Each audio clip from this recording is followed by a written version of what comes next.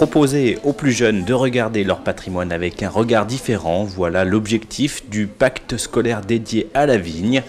Un projet financé notamment par le département de la Savoie qui a mobilisé 12 communes du territoire viticole de la Comte de Savoie, soit au total 56 classes et 1200 élèves de la maternelle au collège qui auront pu goûter à la vie d'artiste avec l'accompagnement de la plasticienne Mireille Heller, du designer Rémi Bouaniche et de la photographe Aurore de Souza.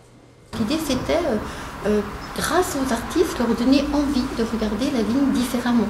Donc c'est pour ça qu'on s'est dit 3 artistes, c'est bien parce que les enfants vont pouvoir voir la vigne du côté de la feuille grâce à Mireille, voir la vigne du côté des matériaux de la vigne, comme grâce au designer, ou voir la vigne grâce à ses lignes, à ses courbes, à ses couleurs, grâce à la photographe.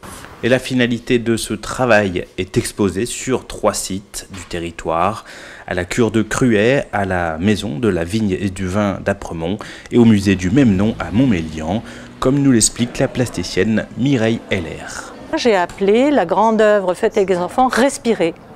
Donc ça veut dire que chaque enfant apporte un souffle et qu'on respire tous ensemble et que ça fait référence au végétal qui dégage de l'oxygène et qui nous aide à respirer.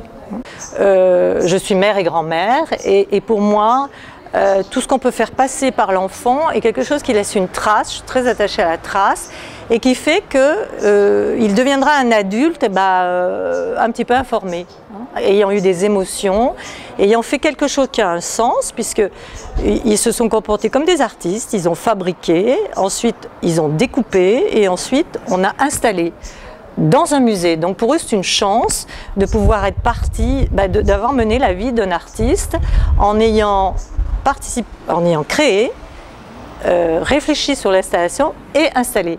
Donc l'enfant il voit une partie de son œuvre installée dans un musée. Donc je pense que là l'acte il est vraiment plus que citoyen et pédagogique, il est philosophique. Des expositions que les enfants pourront découvrir avec leur famille à l'occasion de la nuit des musées.